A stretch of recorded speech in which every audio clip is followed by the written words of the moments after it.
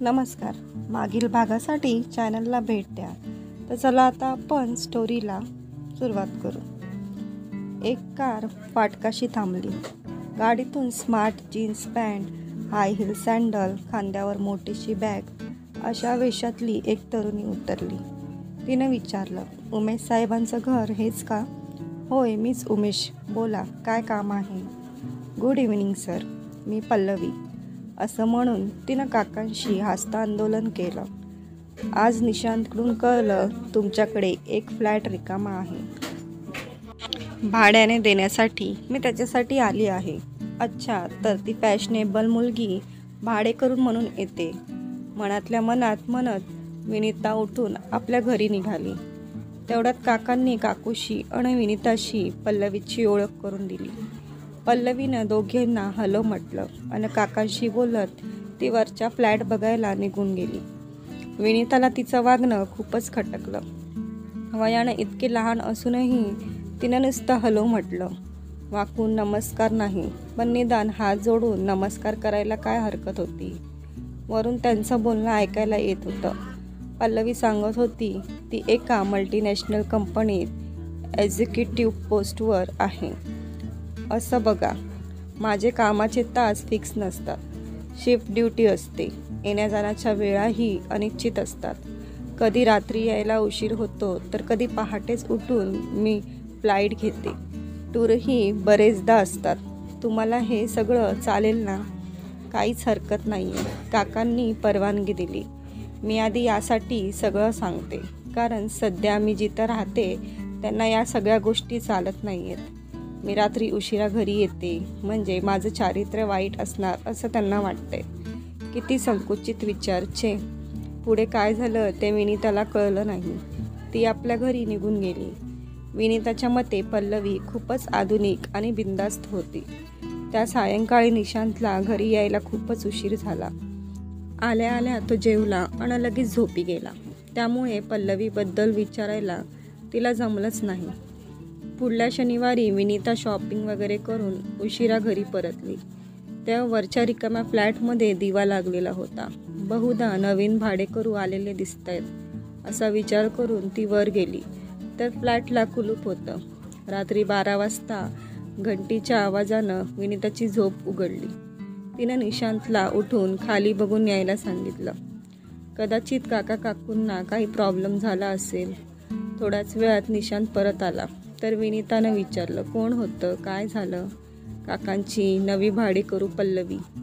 निशांत, तुला कोणी घरगुती समजदार भाडेकरू नाही का मिळाला?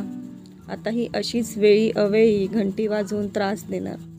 काका काकू तर उद्या परवाच जात आहेत त्यांच्या लेकाकडे. राहायचं आपल्याला आहे, विनितानं म्हटलं. निशांतला प्रचंड झोप येत होती. तो त्यावेळी वाद घालण्याच्या मनस्थितीत नव्हता. फक्त इतकंच बोलला, ती उच्च शिक्षित नोकरी करणारी मुलगी आहे. केव्हा येते केव्हा जाते याच्याशी आपल्याला काय करायचे? आज पहिलाच दिवस आहे. जिन्याच्या दाराची किल्ली बरोबर न्यायला विसरली होती आणि तो पुन्हा डाराडूर झोपी गेला. विनिताला निशांतचं हे बोलणं अजिबात रुचलं नाही, पण तिला पल्लवीचा मात्र खूपच राग आला. विनिता तशी शांत समजूतदार होती.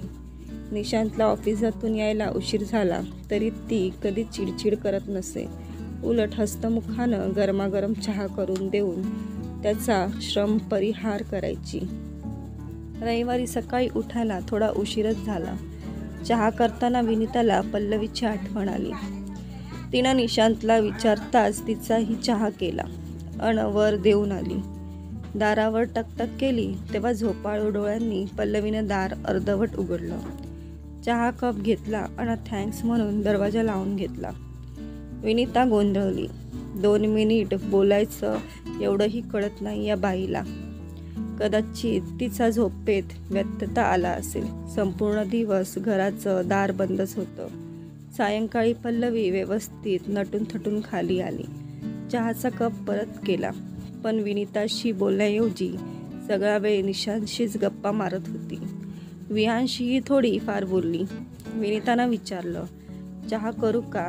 तर म्हणाली, नको थँक्स, मी चहा घेत नाही. विनिताच्या मनात आलं, ही बया नक्की दारू पीत असणार. मग विनितानं म्हटलं, स्वयंपाकघर लावून झालं का? स्वयंपाकासाठी काही मदत हवी आहे का? पल्लवी फाटकन उतरली. छे छे, स्वयंपाकाची भानगड मी नाही ठेवली. कोण करत बसील एवढा खटाटोप, उगाचच वेळ घालवायचा. मी बाहेरून मागवते किंवा बाहेरच जेवते. थोड्याच वेळात ती कारमध्ये बसून निघून गेली. जाण्यापूर्वी निशांतला म्हणाली, आज मी माझी किल्ली बरोबर ठेवली आहे बरं का निशांत?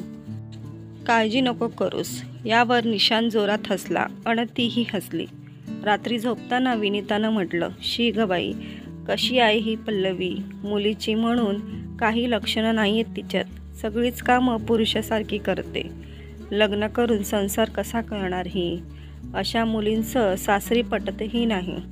नवरा त्रस्त असतो, नाहीतर डिवॉर्स तरी होतो. हसून निशांतनं म्हटलं, तिला स्वयंपाक करायला आवडत नाही. यात तिला नाव ठेवण्यासारखं काय आहे? ती किती धीट, स्मार्ट आणि हुशार आहे हे का बघत नाही? ऑफिसच्या कामात परफेक्ट आहे, कुणावर अवलंबून नाही. हिचा नवरा दुःखी राहील हे आपण कोण ठरवणार? ज्याच्या बायका आजच्या काळातही घरातच राहतात, बाहेरचं कोणतंही काम करत नाहीत, वाहन चालवत नाहीत, प्रत्येक गोष्टीसाठी नवऱ्यावर अवलंबून असतात. असे नवरेही दुःखी असू शकतात की? खरं तर बाई काय किंवा पुरुष काय, बदलत्या काळानुसार सर्वांनीच बदलायला हवं. नवे बदल स्वीकारले पाहिजेत. विनिताला निशांतच्या बोलण्यातला टोमणा बरोबर समजला. ती स्वतः प्रत्येक गोष्टीसाठी नवऱ्यावर अवलंबून असते. वाहन चालवता येत नाही. पल्लवीचं त्याने इतकं कौतुक करणंही तिला खूप खटकलं. तिच्या मनानं तिला सावध केलं. बघ हा विनिता, अशाच मुली दुसऱ्यांचे संसार उधळतात. जपून राहा. तर मित्रांनो, पुढील भाग लवकरच येईल आणि स्टोरी आवडल्यास चॅनलला सबस्क्राईब करायला विसरू नका.